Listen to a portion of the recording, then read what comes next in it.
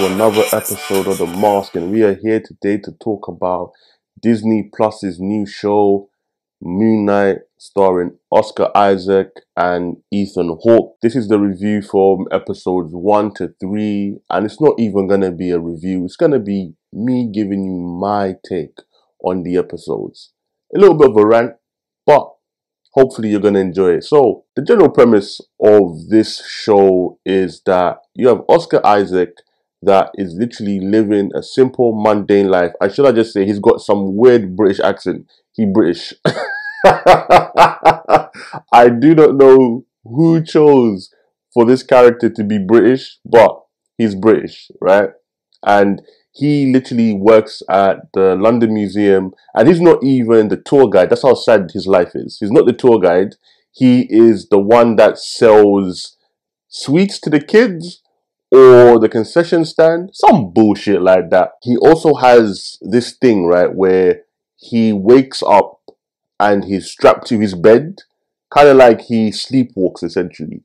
Well, that's how it's led to believe when you first start the episode. But then there's sand around the bed, which was weird. Masking tape that he puts so he knows that he hasn't broken the sill and he hasn't opened the door during the night. Just some very weird shit happening. But he lives a normal, mundane life. He suffers from blackout. That's what really happens in episode 1. He always has like these weird blackouts, right? When he has the blackouts, where he wakes up is just random places. So much so, yeah, that he can't actually recall what happens during his blackouts. Like, he has losses of time that even when he gets to work, a woman comes up to him, I'm a tour guide, and she's like, oh, like, are we still on for Friday? And when I saw her face, I thought to myself, wait a minute, I recognize you. Where are you from? It was freaking Lauren from Top Boy. Listen, she out here upgrading her life. She left the roadmen, and now she's trying to get with losers. Actually, I take that back. She's still got terrible taste in men. Her and her thing for men with accents seems to be a thing. Before you had Curtis, Duchesne, and then you have freaking Stephen with his weird Cockney accent. Oh! Ew! Dude! What the fuck? And by the way, I will never accept that accent. It is not the one. Especially because he's based in London. And I just ask myself, where are you from where you have that accent if you're from London? Maybe he moved in. Maybe he's like from the country and then he moved into London. But no, actually, let me not justify that shit. That accent is dog. Please. Americans, you cannot do British accents. It's okay. And whenever you try to, you always do like this weird either high English version or you do this weird Cockney version, and neither of them really work too tough. So yeah, he has lapses, right? And he literally cannot figure out what's happening. And I have to say, episode 1 was interesting in that fact. The whole build-up of what's going on with him was a very good setup for episode 1. And then, yeah, we eventually find out that whatever he does when he has blackouts, it is kind of shady. Because it's either he wakes up with dead bodies around him or he's flipping covered in blood or something. But there's always that element where, again, it's just crazy and he doesn't know what's happened during that time. And then we're introduced to Ethan Hawke's character, right? And Ethan Hawke is basically an occultist. That's what he is. He's an occultist that is trying to get something, and we don't know what. I believe his character's name is Arthur Harrow. Yeah. Arthur Harrow. So he's an occultist essentially. He's got like an occult that will follow him anywhere, and he's promising to bring heaven on earth. But before that can be done, certain requirements are needed to be met. And then we discover that he's after a scarab that Stephen has. We then discover what that scarab is and why Arthur wants it. Episodes 2 and 3 just kind of carry on and flush it out a little bit more. Ethan Hawke's character wants is the scarab because he literally wants to unleash an ancient god of quote-unquote justice. But it's not really justice because her whole thing is she would judge you before you even commit the crime. So technically you're innocent, but if you will potentially do the crime, you gotta go So she's just essentially just trying to do that whole situation. Steven's character, he suffers from split personality disorder. So you have Steven and then you have Mark. And Mark is the one that takes over whenever Steven has the blackouts. And he is basically the one that's beating up and killing people. But then we find out that Mark is actually the avatar for, wait for it, one of the gods of Egypt. That's right, the gods of Egypt exist in the Marvel Cinematic Universe. And you know what, yeah? Let me just quickly press pause here. This is like my biggest issue with Marvel right now. I think the cinematic universe is so good, but the problem is they've kind of boxed themselves into a corner, especially now that they're going into the realm of shows. The shows now have to be connected to the bigger movie universe, essentially. And I get it, because if you kind of separated the two, it might be confusing for certain people. Because if you go to watch a movie of Spider-Man or whoever, and then you go watch a show, and then it's got like the same characters, but they have no recollection or like they have no connection to the movie side, you kind of have a disconnect with some people. So I understand why they had to make a show that essentially is part of the bigger MCU. But the drawback of that is you're confined into spaces that the movies created beforehand. Case in point, Thor already told us that the gods aren't really the gods. Well, at least like the North gods anyway. They're more just like aliens, essentially. That's what they are. They're from a different plane of existence, but they're not magical. They're long-lived, and even what they use isn't technically magic. It's kind of just like advanced science, but it can be perceived as magic. Thor even said that in the first movie. They're not gods. They are aliens, right? Then you have the Eternals. They came here 7 million years ago, and they literally are the inspiration behind religious figures throughout human history, but not in Egypt. Apparently, Egypt didn't get that memo. They said, I hear what you guys are doing over there, but fuck that, we're real. Back to the topic. Mark is an avatar for the real god of Egyptian justice, and essentially, he wants to stop Ethan Hawke from releasing M.A.S.K, because M.A.S.K will literally judge and kill people before they've committed the crime, whereas he judges the guilty. They've already committed that crime, and then he brings justice to them.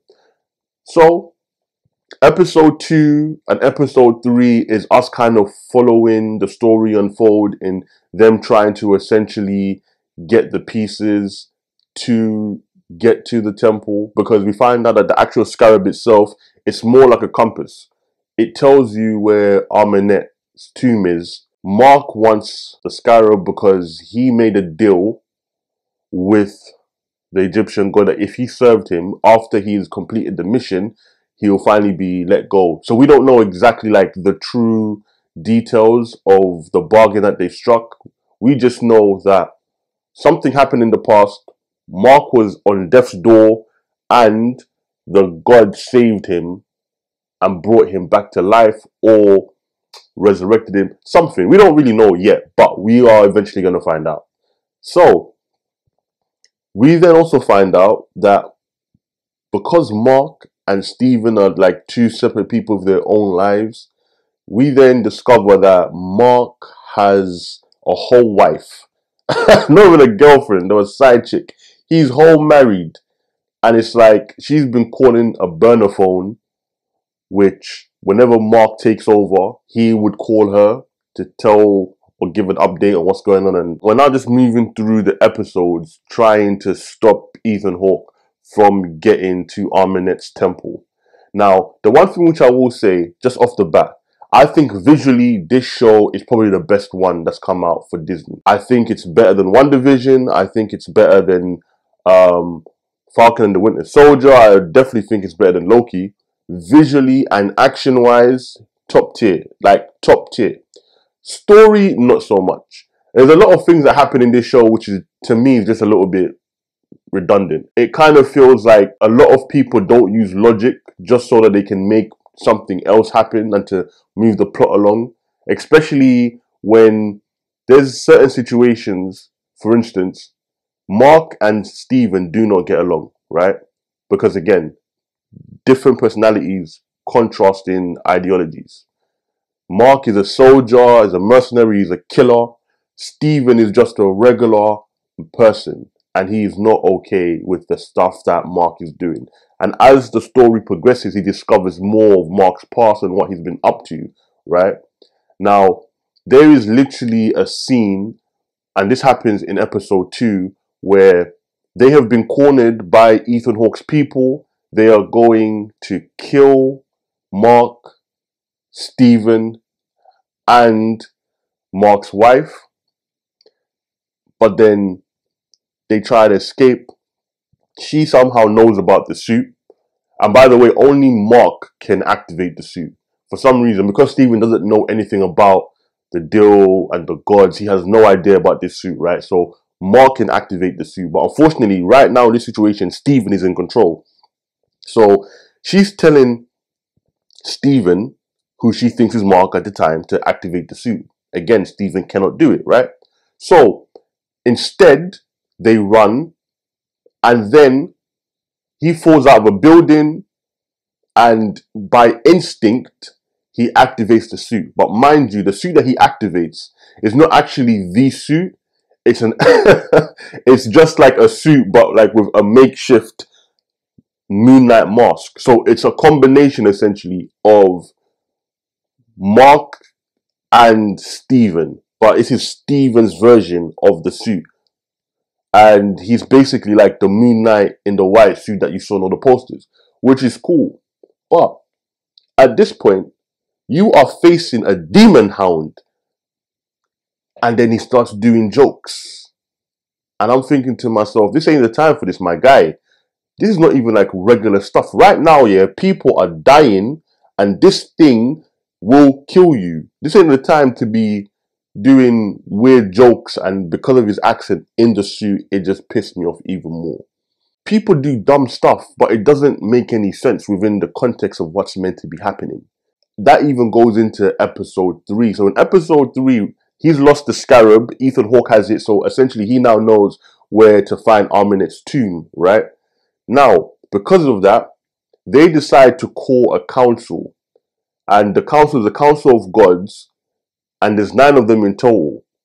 And so Mark's god, I've forgotten his name, I literally cannot remember his name, but Mark's god essentially calls the council to accuse Ethan Hawke of trying to resurrect.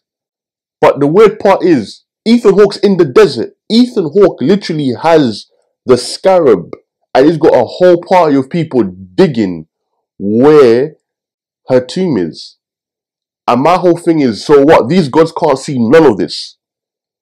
Because when they literally call Ethan Hawke in, he doesn't even offer up a real defense. He literally just says, no, I'm not doing that. And by the way, this new avatar that he has is actually a broken man. So you can't even trust his word. And they literally just say, oh yeah, sure, okay. Like, that's it. They don't even do like, no, let's probe this man's mind. Let's weigh his fucking soul. Let's look into his heart to find out what is true or not. None of that shit. It's just, I'm uncomfortable. I feel like I walked in on something I wasn't supposed to say. Yeah, I don't know about that. I don't know about all that. are you digging up her grave? Nope. Okay, that's great. Meeting adjourned. I sat there thinking to myself, these have to be the dumbest gods. No wonder you guys have not been active in a long time. Let's try and locate a massive dig site. No, they decide we are going to go to the black market and find an ancient an ancient sarcophagus that belonged to a magi that writ down the location of where Arminet's tomb was. That is easier to do than actually track down Ethan Hawke with a massive party in the desert doing a dig. But hey, we gotta get some action somehow. And this leads me to my final point in terms of why Moon Knight, to me, the story needs work, the action is good, but it's like another pet peeve. I don't like the lack of representation in this show. This show is meant to be based off Egyptian mythology, right? And the face of Egypt currently is mostly Arabs and black people. But let's be real, it's mostly Arab people in Egypt right now. I don't even mind if you have more Arab characters. There is hardly any representation in this show. This is what really got me mad. The arms dealer or the guy who's running the black market in Egypt was another white man and a British one. And I'm just like, come on, let me see some more representation. Give me an actual Egyptian to be the one that's running the black market in Egypt. Why has it got to be another white person? Just a lot of whitewashing in these shows, and I'm just tired. I'm just tired. I'm just tired of the constant whitewashing of everything. If we're in Egypt, show me Egyptians. Show me real Egyptians. Don't just give me them in the background, but yet every character, every main character is white. Even when it came to the flipping avatars of the other Egyptian gods, they were all basically just white themselves. There was like two. There were two people of color, and they were both women. That's it. The rest of them were just white men. Kevin Feige, I need you to vet this process in terms of diversifying your hiring scheme. I'm going to give it a 6 out of 10. Yeah, I'm going to give Moon Knight's episodes 1 to 3 a 6 out of 10. So far, I am liking the show. I definitely feel like it definitely has more potential. That's one thing which I will say. Apart from WandaVision, which I loved, I haven't felt that any show that I've watched gave me something new. Those are my thoughts on episode 1 to 3. Let me know how you feel. And go off in the comments below. And I will see you next time. Peace.